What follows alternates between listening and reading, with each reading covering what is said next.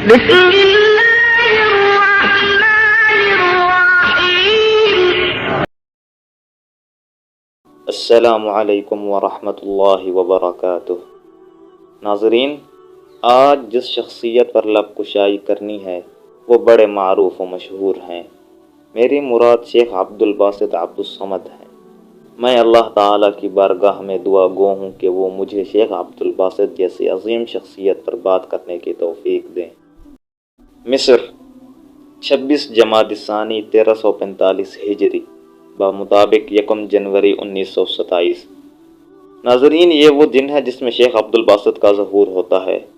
آپ کا پورا نام الشیخ عبدالباسط محمد عبدالصمد سلیم داؤد ہے۔ آپ ایسے ماحول میں پلے بڑے ہیں جہاں قرآن پاک کے حفظ اور تجوید کو بڑی اہمیت دی جاتی تھی۔ آپ کے دادا اور آپ کے ابو تلاوت میں ماہر تھے۔ 6 سال کی عمر میں آپ نے حفظ کا آغاز کیا، جب آپ کے دونوں بھائی محمود اور عبدالحمید بھی ابھی حفظ کر رہے تھے۔ حفظ قرآن کے لیے شیخ عبدالباسط نے شیخ محمد الامیر کی شاگردی اختیار کی۔ آپ مصر کے ایک شہر ارمنت میں پیدا ہوئے۔ 10 سال کی عمر میں آپ نے قرآن پاک کا حفظ مکمل کر لیا تھا، جو کہ آپ کی زبان پر نہر کی طرح جاری رہتا تھا۔ ناظرین، آپ تو جانتے ہیں کہ قرآن پاک کے بہت سارے قرأت کے انداز ہیں۔ ان سب کو سیکھنے کے لیے آپ کے لیے اپنے آبائی شہر ارمنت کو چھوڑ کر طنطا جانا ضروری تھا۔ طنطا ایک شہر کا نام ہے جو کہ آپ کے گھر سے بہت ہی زیادہ دور تھا۔ شیخ عبدالباسط کی خوش قسمتی یہ ہے کہ طنطا میں آپ جس استاد کے پاس پڑھنے جانا تھا اس استاد کا تبادلہ ہوا اور وہ استاد آپ کے اپنے ہی آبائی شہر ارمنت میں پڑھانے آیا۔ ان کا نام الشیخ محمد سلیم تھا۔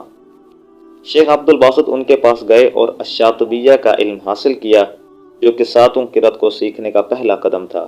جب آپ 12 سال کے ہوئے تو آپ نے گرد و نواح میں تلاوتیں کرنا شروع کر دی تھیں۔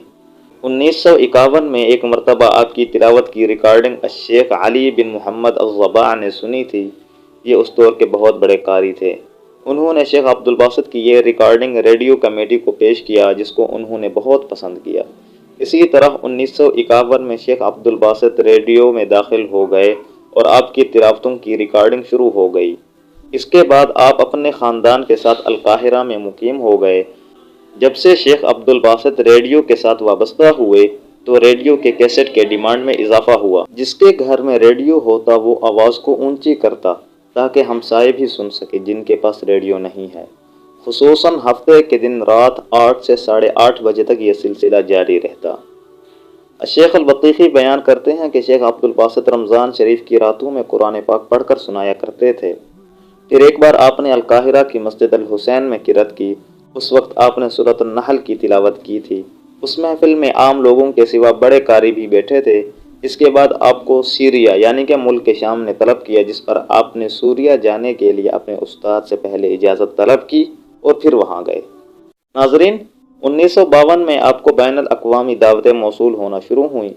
بعض ممالک کسی خاص محفل کے لیے آپ کو بلاتے اور کچھ ممالک تو بغیر کسی محفل کے ہی آپ کو بلاتے اور یہ کہتے کہ شیخ عبدالباسط کی آمد ہی ایک محفل اور خوشی کی بات ہے۔ ناظرین، آپ کو یہ بھی بتاتے چلیں کہ شیخ عبدالباسط کی سب سے پہلی بین الاقوامی زیارت 1952 میں ہوئی، جب آپ سعودی عرب حج ادا کرنے کے لیے اپنے والد کے ساتھ گئے۔ سعودی عرب کے لوگوں نے اسے غنیمت سمجھا اور انہوں نے آپ سے درخواست کی کہ آپ سعودی عرب میں تلاوت ریکارڈ کرائیں۔ حرم شریف اور مسجد نبوی میں آپ کی ریکارڈنگ بہت ہی مشہور ہیں۔ جب آپ انڈیا گئے تو بہت متاثر ہوئے کہ وہاں کے لوگوں نے اپنے جوتے اتار دیے تھے اور تلاوت کے مکمل ہونے تک انہوں نے اپنی نظر زمین پر جھکائے رکھی تھی۔ 1961 میں آپ پاکستان تشریف لائے اور بادشاہی مسجد میں سورہ رحمان کی تلاوت کی تھی۔ ان کے علاوہ آپ نے مسجد اقصیٰ میں بھی تلاوت کی، فلسطین کے شہر خلیل میں ابراہیمی مسجد میں تلاوت کی، دمشق میں اموی مسجد میں تلاوت کی۔ اس کے علاوہ آپ نے ایشیا، افریقہ، امریکہ، فرانس، لندن، انڈیا، پاکستان اور عراق کی بڑی بڑی مساجد میں بھی تلاوت کی ہے۔ 1956 اور 1959 میں ملک سیریا نے آپ کو ایوارڈ سے نوازا۔ 1965 میں ملائیشیا کے پرائم منسٹر نے آپ کو ایوارڈ دیا۔ 1975 میں سنگالی ملک سے آپ کو ایوارڈ ملا۔ 1980 میں پاکستان کی طرف سے آپ کو گولڈن ایوارڈ ملا۔ 1984 میں بھی جنرل ضیاء الحق نے انہیں ایوارڈ دیا۔ مصر کی اپنی ریڈیو کمیٹی نے بھی آپ کو ایوارڈ دیا 1987 میں۔ ناظرین، اخیر حیات میں آپ کو شوگر ہوا اور جگر بھی کام کرنا چھوڑ چکا تھا اور بعد میں ہیپاٹائٹس کا شکار ہو گئے۔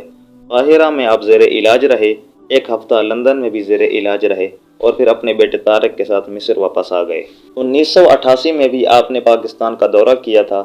آپ نے 21 ربیع الثانی 1409 ہجری بمطابق 30 نومبر 1988 کو وفات پائی۔